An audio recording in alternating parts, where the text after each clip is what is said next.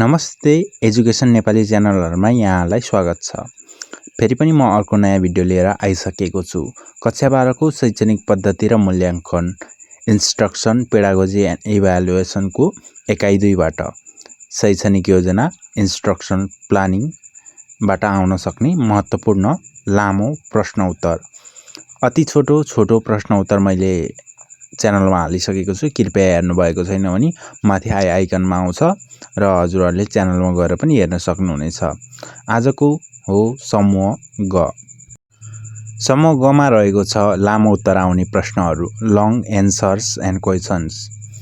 आउनुस् ढिला नगरी आजको लामो उत्तर आउने प्रश्नहरु सरसर्ती हेरिहालौं।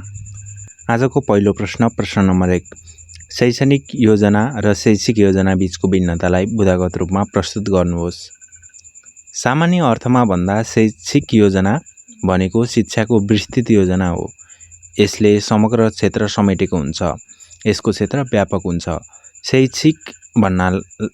शैक्षिक भन्न साथ सिकाइ, सामग्री, शिक्षण र मूल्याङ्कन जस्ता सिकाइका आवश्यक पक्षहरू समेटिएका हुन्छन्। शैक्षणिक भन्नाले कक्षा कोठाको शिक्षण, पाठका उद्देश्य अनुसारको ज्ञान र सिपको प्राप्तिमा मात्र केन्द्रित हुन्छ। शैक्षिक योजना भनेको शिक्षाका व्यापक उद्देश्यहरू समेटिएको योजना हो भने शैक्षणिक योजना भनेको शैक्षिक योजनाको एक अंग भाग मात्र हो। अर्को शब्दमा भन्दा शैक्षिक योजना नीति, सिद्धान्त, सिकाइ, शिक्षण, मूल्याङ्कन जस्ता विविध अंगहरू हुन्छन्। ती सबै अंगहरू भित्रको एउटा शिक्षण सिकाइको अंग शैक्षणिक योजना हो। शैक्षिक योजना व्यापक र विस्तृत हुन्छ भने शैक्षणिक योजना कक्षा कोठामा मात्र सीमित हुन्छ। शैक्षिक योजना योजनाको सैद्धान्तिक पक्ष हो भने शैक्षणिक योजना सिद्धान्तको प्रयोग एवं व्यावहारिक पक्ष हो। शैक्षिक योजनाले राष्ट्रिय, क्षेत्रीय वा जिल्ला तहका शिक्षाका नीति, लक्ष्य र उद्देश्यहरूलाई समग्र रूपमा समेटेको हुन्छ भने यसको व्यावहारिक, विशिष्ट र कार्यान्वयन पक्ष भनेको शैक्षणिक योजना हो। यस अर्थमा भन्न सकिन्छ शैक्षिक योजनाका आधारमा शैक्षणिक योजना बनाइन्छ र शैक्षणिक योजनाका अभावमा शैक्षिक योजना अपुरो हुन्छ। निम्न बुदागत रूपमा शैक्षिक योजना र शैक्षणिक योजनाको भिन्नताहरूलाई देखाउन सकिन्छ। शैक्षिक योजनाको 1 मा रहेको छ शैक्षिक योजना व्यापक हुन्छ, विस्तृत हुन्छ। शैक्षणिक योजनाको 1 मा रहेको छ शैक्षणिक योजना सीमित एवं विशिष्ट हुन्छ। 2. शैक्षणिक योजना व्यापक क्षेत्रको प्रतिनिधित्व गरेको हुन्छ। 2. शैक्षणिक योजनाले विद्यालय र कक्षा कोठाको प्रतिनिधित्व गरेको हुन्छ। 3. शैक्षिक योजनाभित्र सिकाइ, शिक्षण र मूल्याङ्कन सबै पक्षहरू समावेश भएका हुन्छन्। 3. शैक्षणिक भनेको शिक्षण एवं तालिम हो। यो शैक्षिक योजनाभित्रको एक अंग एवं भाग मात्र हो। 4. शैक्षिक योजना दीर्घकालीन योजना हो। 4. शैक्षणिक योजना पूरा गर्ने अल्पकालीन योजना हो। 5. शैक्षिक योजनाले शिक्षाका राष्ट्रिय उद्देश्य र राष्ट्रिय मानकहरूसँग सम्बन्ध राख्दछ। 5. शैक्षणिक योजनाले पाठ्यक्रममा तोकिएका विषयगत उद्देश्यहरूसँग सम्बन्ध राख्दछ। 6. शैक्षणिक योजनाका आधारमा राष्ट्रिय पाठ्यक्रमको निर्माण हुने गर्दछ। 6. राष्ट्रिय पाठ्यक्रमका आधारमा शैक्षणिक योजनाको निर्माण र कार्यान्वयन गरिन्छ। 7. शैक्षिक योजनाले राष्ट्रिय जनशक्ति उत्पादनको लक्ष्य राखेको हुन्छ। 7. शैक्षणिक योजनाले लक्ष्य अनुसार चाहेका विशिष्ट जनशक्ति उत्पादनका कार्यक्रमहरू सञ्चालन गर्दछ। 8. शैक्षिक योजनाले विशेष शिक्षाका सैद्धान्तिक पक्षहरूलाई समेटेको हुन्छ। 8. शैक्षणिक योजनाले विशेष शिक्षाका व्यावहारिक एवं प्रयोगात्मक पक्षहरूलाई समेटेको हुन्छ। 9. शैक्षणिक योजना योजनाविद, शिक्षाविद तथा विशेषज्ञहरूद्वारा निर्माण गरिन्छ। 9. यो शिक्षणको दैनिक कक्षा शिक्षणको योजना भएकाले शिक्षकद्वारा निर्माण गरिन्छ। 10 शैक्षिक योजना लामो समयपछि पूरा हुन्छ।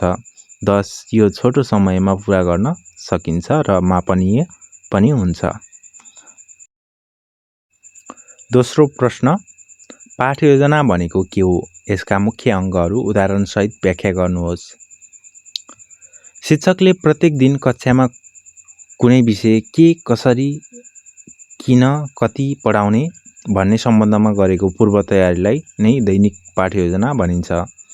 शिक्षकले कुनै विषयको कुनै पाठ पढाउन कक्षा कोठामा प्रवेश गर्नुअघि कसलाई के पढाउने, कति पढाउने, कसरी पढाउने, किन पढाउने, कति समयभित्र पढाउने भन्ने कुरामा राम्ररी विचार गरेर तयार पारिएको दैनिक योजनालाई नै दैनिक पाठ योजना भनिन्छ। शिक्षकले कक्षा कोठामा शिक्षण गर्नुभन्दा पहिले नै आफूले पढाउने पाठको दैनिक रूपमा तयार पारिने योजना दैनिक पाठ योजना भनिन्छ। दैनिक पाठ योजनामा कक्षा कोठामा किन पढाउने, कुन विषयवस्तु पढाउने, कसरी पढाउने, पढाएका विषयवस्तुको उपलब्धि लेखाजोखा कसरी गर्ने भन्ने जस्ता समस्याहरूको निराकरणमा सहयोग पुग्ने आधारहरू समावेश गरिएको हुन्छ। शिक्षकलाई पाठ योजनाले शिक्षण कार्यमा महत्त्वपूर्ण मार्गनिर्देशन गर्दछ। पाठ योजनाले हरेक पाठलाई विद्यार्थीहरूको रुचि र क्षमता अनुसार शिक्षण गर्नका निमित्त सहयोग गर्दछ। दैनिक पाठ योजना बनाउँदा वार्षिक कार्यतालिका, वार्षिक कार्ययोजना, एकाइ योजना र दैनिक कार्यतालिका समेतलाई ध्यान दिनुपर्छ। निष्कर्षमा भन्नुपर्दा प्रत्येक पाठको विशिष्ट उद्देश्य तयार गरी सो अनुसारको शैक्षणिक सामग्रीको व्यवस्था गर्दै प्रभावकारी शिक्षण सिकाइ क्रियाकलापलाई समावेश गरी विद्यार्थीको सिकाइ उपलब्धिको आधारहरू समेतलाई समेटेर तयार गरिएको शैक्षणिक योजना नै दैनिक पाठ योजना हो। दैनिक पाठ योजनाका अङ्गहरू 1 मा रहेको छ विशिष्ट उद्देश्य, 2 मा शैक्षणिक सामग्री, 3 मा रहेको छ शिक्षण सिकाइ क्रियाकलाप, 4 मा मूल्याङ्कन, 5 मा गृह कार्य। विशिष्ट उद्देश्यको छोटो चर्चा गरौँ। विशिष्ट उद्देश्यलाई व्यावहारिक उद्देश्य पनि भनिन्छ। कुनै निश्चित पाठको अध्ययन पश्चात विद्यार्थीहरूले सिक्नुपर्ने, जान्नुपर्ने र गर्नुपर्ने तथा विद्यार्थीहरूमा ल्याउन खोजिएका परिवर्तनहरूका विषयहरू स्पष्ट एवं व्यावहारिक ढङ्गले विशिष्ट उद्देश्यमा उल्लेख गरिन्छ।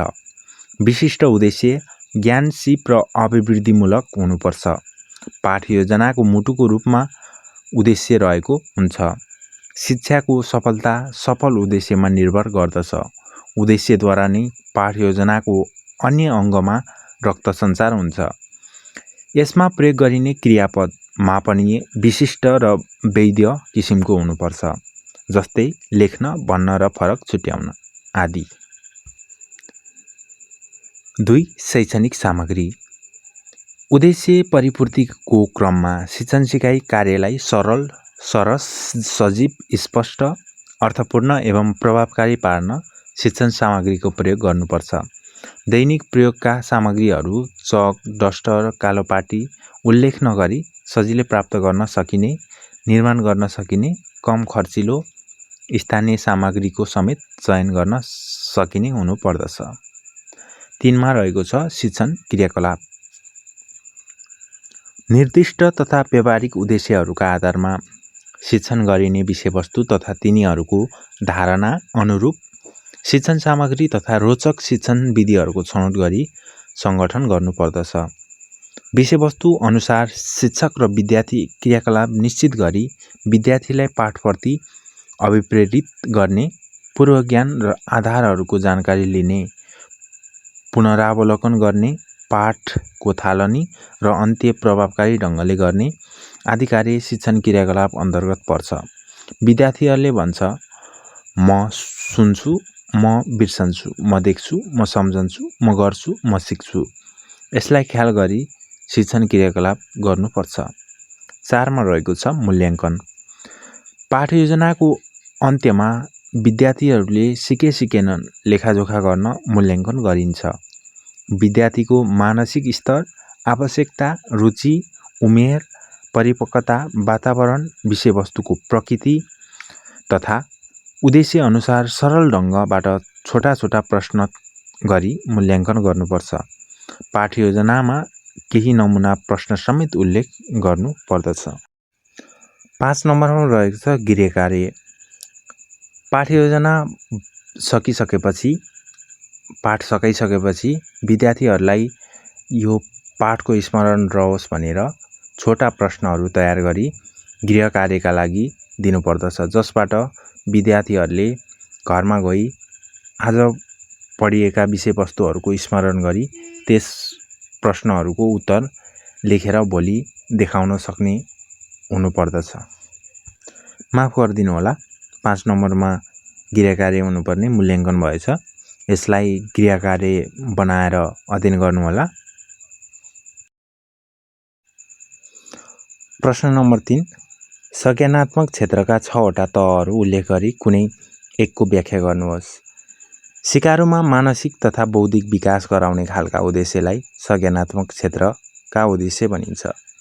बुद्धि, विवेक, योग्यता, पहिचान, चिन्तनको विकास गरी विभिन्न तथ्यहरू, घटनाहरू र वस्तुहरूको सम्बन्धमा सोचाइ प्रक्रियाहरूको अभ्यासद्वारा जानकारी गर्ने व्यावहारिक एवं विशिष्ट क्षेत्रलाई संज्ञानात्मक वा ज्ञानात्मक क्षेत्र भनिन्छ।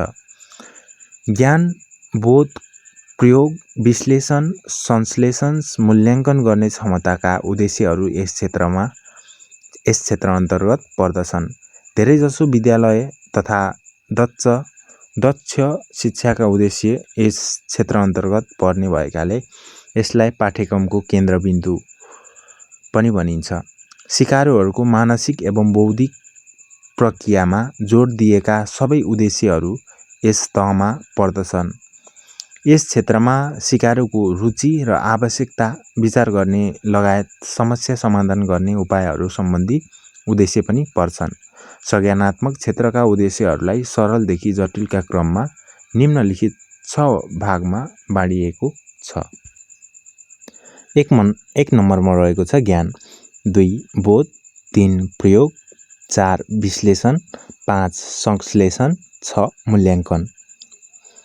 ज्ञान संज्ञानात्मक क्षेत्रको पहिलो तहका रूपमा रहेको ज्ञान तहमा सिकेका कुराहरूलाई चाहिएको बेलामा पुनः स्मरण गर्ने र चिन्ने क्षमता उद्देश्यहरू पर्दछन्। आधारभूत सूचना तथा तथ्य, शब्दावली, विभिन्न प्रतिक्रियाहरू, शाश्वत सत्य जस्ता कुराहरू पुनः स्मरण गर्ने उद्देश्यहरू यस तहमा पर्दछन्। यस तहका उद्देश्यले स्मरण गर्ने मनोवैज्ञानिक प्रक्रियामा जोड दिन्छन्। ज्ञान तहमा पुनः स्मरण गर्ने र चिन्ने मानसिक प्रक्रिया समेत समावेश हुन्छन्। ज्ञान तहमा समेटिने मुख्य क्षेत्रलाई निम्नानुसार उल्लेख गर्न सकिन्छ। 1 क विशिष्ट कुराको ज्ञान। यस अन्तर्गत शब्दावलीको ज्ञान र विशिष्ट तथ्यहरूको ज्ञान समावेश हुन्छ। ख विशिष्ट कुराहरूलाई अभिव्यक्त गर्ने तरिका वा माध्यम। यस अन्तर्गत मान्यताहरू, प्रविधि र क्रम, वर्गीकरण, मापदण्ड, विधि आदिको ज्ञान समावेश हुन्छ। ग शाश्वत कुराहरूको ज्ञान। यस अन्तर्गत सिद्धान्त र सामान्यकरण तथा सिद्धान्त र संरचनाको ज्ञान समावेश हुन्छ। ज्ञान तहका उद्देश्यहरू बनाउँदा प्रयोग गरिने केही क्रियापदहरू निम्नानुसार छन्: परिभाषा दिनु, भन्नु, प्रश्न पार्नु, सूची तयार गर्नु, पहिचान गर्नु आदि। अर्को प्रश्न नम्बर 4, तलका बुँदाहरूको छोटकरीमा वर्णन गर्नुहोस् भनेर 4वटा बुँदा आउँछ। एकाइ योजना, खमा शैक्षणिक उद्देश्य, गमा कक्षा तालिका, घमा पाठ योजना। मैले चाहिँ क नम्बरको पाठ योजनाको आज वर्णन गर्न गइरहेको छु। हजुरहरूले जुन हजुरहरूलाई सजिलो लाग्छ त्यो हजुरहरूले लेख्न सक्नुहुन्छ। मैले चाहिँ क नम्बरको एकाइ योजनाको आज वर्णन गर्छु। एकाइ योजना। प्रत्येक विषय शिक्षकले आफूले अध्यापन गर्ने कुनै पनि विषयमा रहेका प्रत्येक एकाइहरूको शिक्षण सिकाइमा सहजताका लागि तयार गरिएको विस्तृत योजनालाई नै एकाइ योजना भनिन्छ। एकाइ योजना सम्बन्धित विषयका विषय शिक्षकहरूले आफूले पढाउने विषयको प्रत्येक एकाइलाई आधार मानी एकाइगत रूपमा छुट्टा छुट्टै एकाइ योजना बनाउने गर्दछन्। एकाइ योजना बनाउँदा वार्षिक शैक्षणिक योजनासँग तालमेल हुने गरी बनाउनु पर्दछ। प्रत्येक एकाइमा तोकिएका उद्देश्यहरू पूरा गर्न एकाइगत उद्देश्य, शिक्षण सामग्री, शिक्षण विधि, र मूल्याङ्कन विधि समेतलाई समेटेर तयार पारिएको योजना नै एकाइ योजना हो। एकाइ योजना बनाउँदा शिक्षकले विद्यार्थीहरूको स्तर, उमेर, रुचि र चाखलाई समेत ध्यान दिनुपर्छ। यस योजनामा शिक्षकले के, कहिले र कसरी पढाउने भन्ने बारेमा स्पष्ट उल्लेख गरिएको हुन्छ। एकाइ योजनामा एकाइहरूको विषयगत प्रकृतिका आधारहरूमा कति पिरियड लगाउनु पर्ने हो, एकाइका उद्देश्यहरू के हुन्, कस्ता शैक्षणिक सामग्रीहरूको प्रयोग गर्ने, कस्ता शिक्षण सिकाइ क्रियाकलापहरू सञ्चालन गर्ने, मूल्याङ्कनका लागि कुन विधि प्रयोग गर्ने भन्ने जस्ता कुराहरू समावेश गरिएको हुन्छ। एकाइ योजना निर्माण गर्दा कुनै पनि विषय भएका एकाइ अन्तर्गतका सम्पूर्ण पाठहरूलाई समावेश गरिन्छ। वार्षिक शैक्षणिक योजनाको आधारमा कुनै कक्षा र विषयको कुनै निश्चित एकाइलाई निर्धारित समयमा प्रभावकारी रूपमा शिक्षण गरी तोकिएको शैक्षिक उद्देश्य पूरा गराउन तयार पारिने योजना एकाइ योजना भनिन्छ। छोटकरीमा यसको प्रयोग र आवश्यकतालाई पनि हेरौँ। एकाइ योजनाद्वारा शिक्षण कार्यलाई व्यवस्थित बनाउन, एकाइ योजनाद्वारा विद्यार्थीहरूमा विषयवस्तु आकर्षण पैदा गर्न, एकाइ योजनाद्वारा कमजोर विद्यार्थीहरूलाई पृष्ठपोषण दिन सहयोग गर्न, एकाइ योजनाद्वारा दैनिक पाठ योजना निर्माणमा सहयोग गर्न, एकाइ योजनाद्वारा उद्देश्य निर्माण, सामग्री, विधि र मूल्याङ्कन विधि समेत छनौट सहयोग गर्न, खण्डीकरण भन्दा पूर्णताको आधारमा प्रभावकारी योजना बनाउनु, शिक्षण सिकाइ अनुभवको समतलीय र लम्बिय सङ्गठनको विकास गर्न, रुचि र सिकाइको दरमा व्यक्तिक भिन्नताका लागि आवश्यकता अनुसार अवसर प्रदान गराउन, स्वनिर्देशनमा सिपहरूलाई क्रमिक रूपमा विकास गर्न। एकाइ योजनाले शिक्षकलाई शिक्षण सिकाइ प्रभावकारी र व्यवस्थित बनाउन प्रयोग गरिन्छ। एकाइ योजना निर्माण गर्दा ध्यान दिनुपर्ने कुराहरू पनि हेरौँ। वार्षिक शैक्षिक योजना विशेष ख्याल गर्ने, पाठ्यक्रमले निर्धारण गरेको विषयवस्तु र पाठ्यभारलाई ध्यान दिने, विद्यार्थीको स्तर र क्षमतालाई ख्याल गर्ने, एकाइमा रहेको पाठहरूको समतलीय र लम्बिय संरचनालाई ख्याल गर्ने, शैक्षणिक सामग्री र उपयुक्त शिक्षण विधिको छनौट गर्ने, मूल्याङ्कन प्रक्रिया छनौट गर्दा उद्देश्य र विषयवस्तुलाई विशेष ध्यान दिने, अन्तर सम्बन्धित विषयवस्तुलाई समेट्ने आदि। प्रश्न नम्बर 5, ब्लुमको शैक्षणिक उद्देश्यहरूको वर्गीकरणको परिचय दिँदै मनोक्रियात्मक क्षेत्रबारे वर्णन गर्नुहोस्। बेन्जामिन एल्स ब्लुम तथा उनका सहयोगीहरूले सन् 1956मा यस क्षेत्रका विभिन्न तहहरूमा वर्गीकरण गर्ने क्रम एक पुस्तक समेत प्रकाशित गरे। उनीहरूले यसमा उद्देश्य भिन्नतालाई जटिलताका क्रम बमोजिम व्यवस्थित गरी उल्लेख गरेका छन्। ब्लुमको टेक्सोनोमी अनुसार शैक्षणिक उद्देश्यलाई 3 क्षेत्रमा वर्गीकरण गरिएको छ।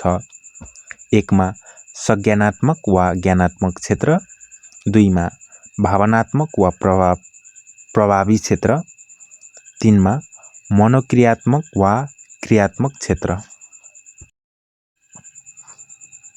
मनोक्रियात्मक क्षेत्र मानसिक वा शारीरिक क्रियाद्वारा विभिन्न किसिमका कार्यहरू गर्ने क्षमता तथा सिपको वृद्धि तथा विकास गर्ने व्यवहारिक क्षेत्रलाई क्रियात्मक वा मनोक्रियात्मक क्षेत्र भनिन्छ।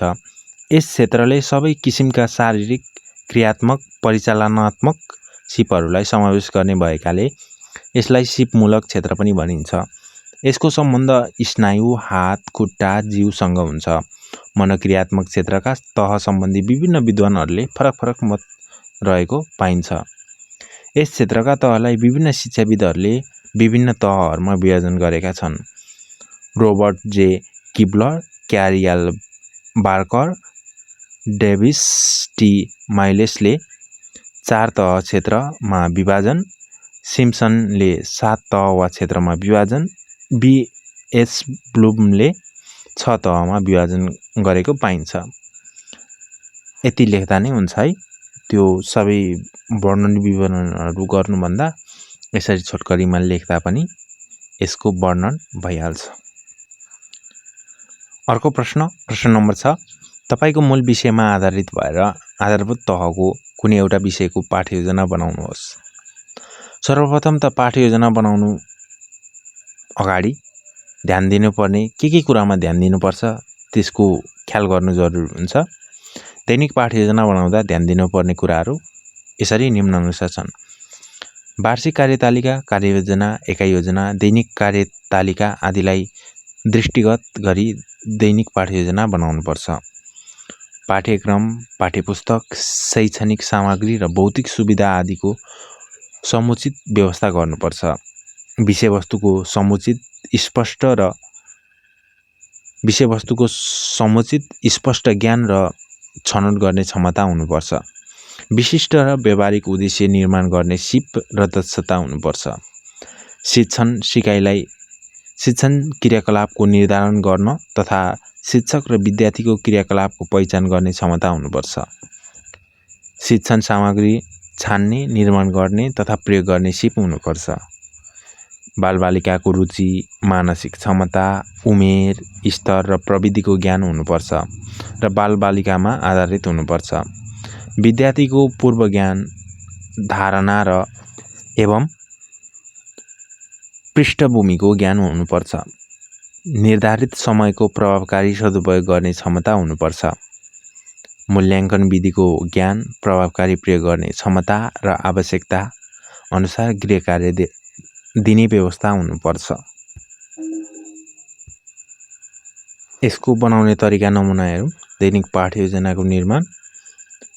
नमुना योजना। सर्वप्रथम विद्यालयको नाम, कक्षा, विषय शिक्षकको नाम, कति घण्टी, कुन विषय, कति समय पढाउने, एकाइ कुन, विद्यार्थीको सङ्ख्या कति, पाठ शीर्षक के हो, मिति कहिले, विषयवस्तु के हो। एकमा छ यसको विशिष्ट उद्देश्य। यस पाठको अध्ययन पश्चात विद्यार्थीहरूले निम्न कुराहरू सिक्न सक्षम हुनेछन्। शैक्षिक सामग्रीहरू, दैनिक प्रयोगका सामग्री, चक, डस्टर आदि। 3मा छ शिक्षण सिकाइ क्रियाकलाप, 4मा मूल्याङ्कन, 5मा गृह कार्य। दैनिक पाठ्ययोजनाका अङ्गहरू यति नै हुन्। मैले यसरी यो दैनिक पाठ्ययोजना निर्माण गरेको छु। यो हेर्नु होला। यो चाहिँ कक्षा 4बाट लिएको नेपाली विषय। पाठको शीर्षक मेरो कविता। विशिष्ट उद्देश्यहरू चाहिँ यसरी लेखेको छु। यस पाठको अन्त्यमा विद्यार्थीहरू निम्न कार्य गर्न सक्षम हुनेछन्। कमा छ मेरो देश कवितालाई लय मिलाएर पढ्नेछन्। यसमा चाहिँ मेरो कवितालाई लय मिलाएर पढ्न भनेर मात्रै लेख्ने है। अनि यसको शैक्षणिक सामग्रीहरू, दैनिक प्रयोगको सामग्रीहरू, अनि नेपालको हिमाल, पहाड, तराई सम्बन्धी चित्र, कविता लेखिएको चार्ट, फ्ल्याटिन पार्टी आदि। अनि शिक्षण सिकाइ क्रियाकलापहरू, नेपालको हिमाल, पहाड, तराई सम्बन्धी चित्र देखाउँदै विद्यार्थीहरूलाई आफूतिर आकर्षित गर्ने। शिक्षकले लय हालेर मेरो देश कविताको वाचन गरी सुनाउने र त्यसै अनुसार विद्यार्थीहरूलाई लय हालेर वाचन गर्ने अभ्यास गराउने। लयबोधलाई अभ्यास गराउँदा पहिले कक्षागत, त्यसपछि सामूहिक र अन्त्यमा व्यक्तिगत रूपमा गराउने। विद्यार्थीहरूलाई चार्टमा लेखिएका कविता अंशहरू पालैपालो पढ्न लगाउने र अरू विद्यार्थीहरूलाई ध्यान दिएर सुन्न र हेर्न लगाउने। अशुद्ध पढाइ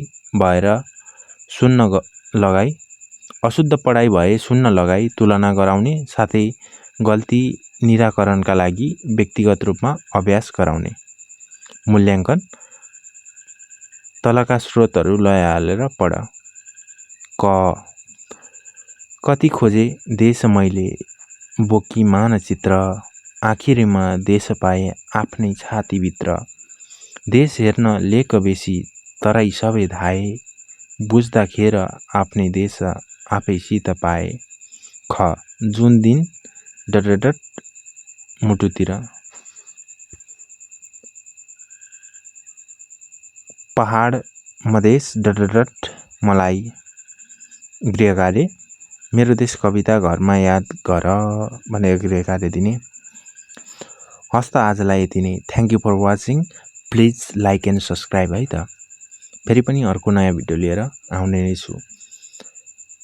हजुरहरूले एक लाइक एक सब्सक्राइब गरिदिनु होला। हजुरहरूको एक सब्सक्राइबले यस्ता थुप्रै भिडियोहरू बनाउन मोटिभेसन मिल्नेछ। हस्त धन्यवाद।